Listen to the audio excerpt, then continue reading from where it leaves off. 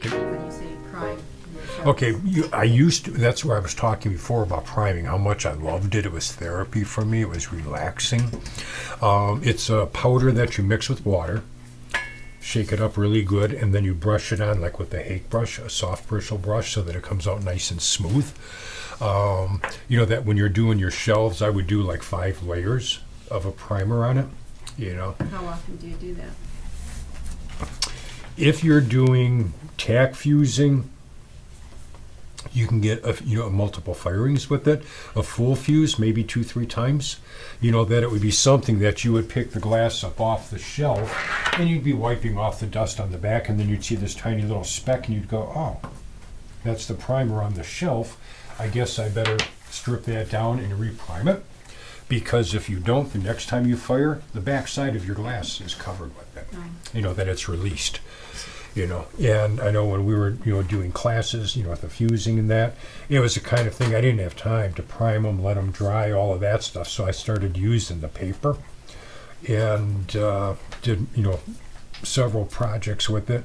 Had the time, primed it, and then I did the full fuse and noticed that the edges were a little bit rougher. Maybe even some sharp little points, your widow makers, that you could cut your fingers on it, that they would be that sharp. And right at the very edge of the glass, you might notice where it was a little bit rougher in texture. The glass was kind of grabbing on to the shelf so that it wasn't moving as freely, which is why you would get those points, and the rougher edge with it. With the paper, you put that down on the shelf, put your glass on top, and it allows the glass to move more freely. So that you don't get that with it. And that's is that one time? Okay, I say Paparazz, they say Papyrus. Tomato. But there's a bullseye thin fire, and then there's the Papyrus. Bullseye thin fire has a front surface, has a back surface, and it's printed, put this side down. And usually if you go to a full fuse, the paper turns powdery. And I've got maybe 2 firings from it. Using the Papyrus, I've done 5-6 full fuses with it.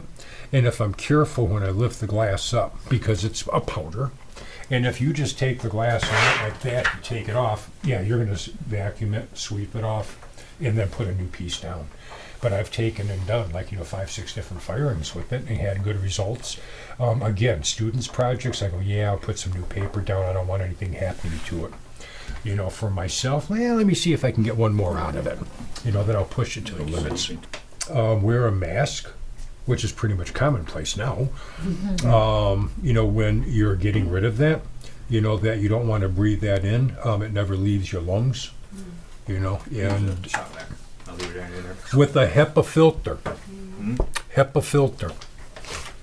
A Hepa filter as opposed to just your standard filter, because it's going to be such a minute particle that it'll blow it into the air and you won't notice it. Okay. A Hepa filter, they're more expensive, but it saves your lungs. And with the Papyrus, you can take the spatula, pick it up, fold it in half, fold it in half again, fold it in half again, carry it, and put it into the waste container. With the bullseye thin fire, you do that, and it's all over the place. That it's finer. It disintegrates. Yeah.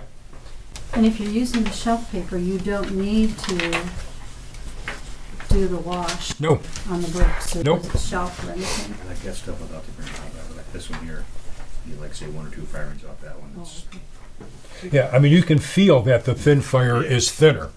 yeah. And we carry both of them. We sell both of them. We have some customers that, nope, got to be that thin fire. It works. You can tell the difference.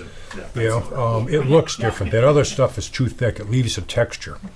I went and grabbed 2 bowls and I said, okay, which one's thin fire? Which one is Paparazz or Papyrus? I don't know.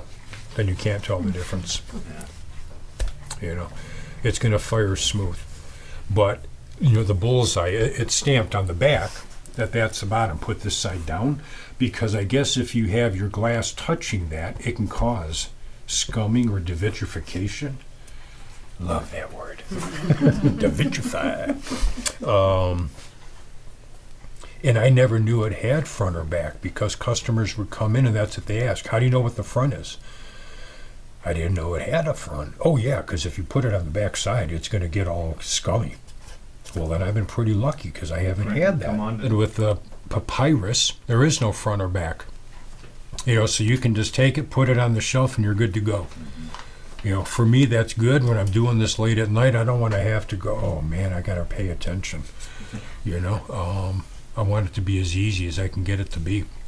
You know, but they both work.